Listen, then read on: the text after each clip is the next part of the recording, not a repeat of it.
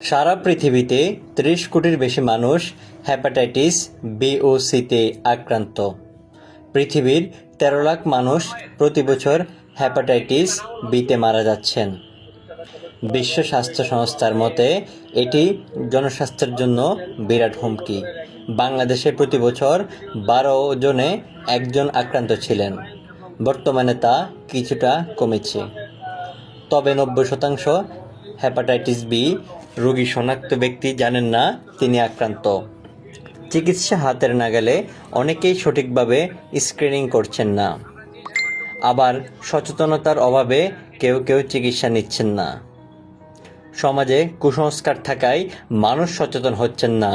এই কুসংস্কার ভেঙে দিতে হবে। সোমবার ২৮ জুলাই কুমিল্লায় বিশ্ব হেপাটাইটিস দিবস উপলক্ষে আয়োজিত আলোচনা সভায় বক্তারা এসব কথা বলেন। কুমিল্লা লিভার ক্লাব ও রোটারি ক্লাব অব লালমাইয়ের আয়োজনে কুমিল্লা লিভার ক্লাবে এই সভা অনুষ্ঠিত হয়। এই সময় বিনামূল্যে হেপাটাইটিস বি পরীক্ষা ও সুলভ মূল্যে ভ্যাকসিন প্রদান করা হয়। এর আগে একটি র্যালি নগরের গুরুত্বপূর্ণ সড়ক প্রদক্ষিণ করে।